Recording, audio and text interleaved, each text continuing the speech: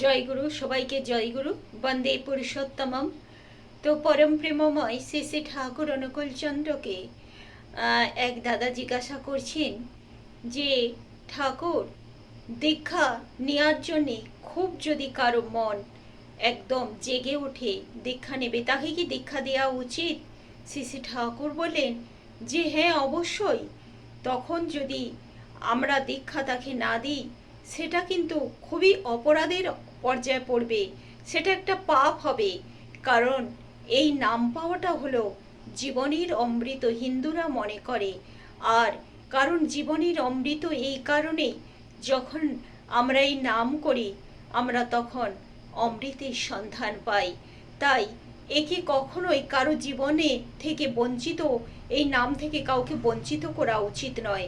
প্রত্যেকেরই সত্তার ক্ষুধা আছে, আর সেই সত্তার ক্ষুধা হলো সেই পরম পিতার সাথে, প্রত্যেকেই পরম সত্তার সাথে সবাই মিলিত হতে চায়। আর সেটা হয় এই দীক্ষার মাধ্যমে, নামের মাধ্যমে। যে যত দীক্ষা নেওয়ার পর নাম করে, তত সে পরম সত্তাকে জানতে পারে, পরম পিতাকে অনুভব করতে পারে, বুঝতে পারে। নামই তাকে সেই পথে নিয়ে যেতে পারে। একমাত্র নামই হলো সেই পথ, সেই অমৃতের পথে যাওয়ার। তাই এ থেকে কাউকে, কারো ক্ষুধাকে নষ্ট করা উচিত নয়। যখন কারো ক্ষুধা পায়, তখন যদি আমরা তার মুখের খাবার কেড়ে নিই, বা তাকে, সে যদি আমার কাছে সেই ক্ষুধার জন্য আমার কাছে সে প্রত্যাশী হয়ে বসে থাকে, তখন যেমন তার ক্ষুধা নিবারণ করাই আমার দায়িত্ব, আমার কাজ, সেই একইভাবে যদি কেউ সে পিপাসিত হয় নাম পাওয়ার জন্য, দীক্ষা নেওয়ার জন্য, তখন যত তাড়াতাড়ি সম্ভব এর ব্যবস্থা করা উচিত।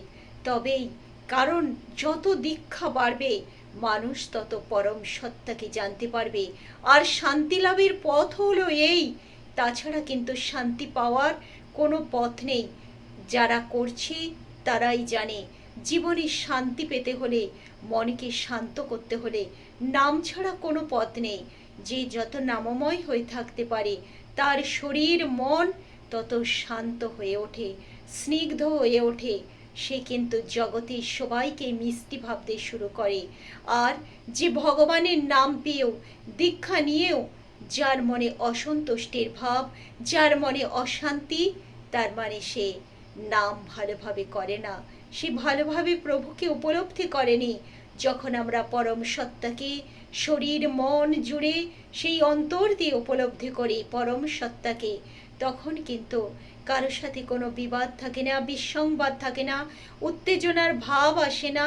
তখন এক সে শান্তিময় রাজ্যে বিরাজ করে সদা সর্বদা। তাই তো দেখা গেছে, যারা প্রকৃত নামময় হয়ে থাকে, প্রভুর নাম গুণকীর্তনে যাদের মন ভরপুর হয়ে থাকে, তারা এক আনন্দের মধ্যে বিরাজ করে সদা সর্বদা। জয় গুরু, সবাইকে জয় গুরু। বন্দে পুরুষোত্তম।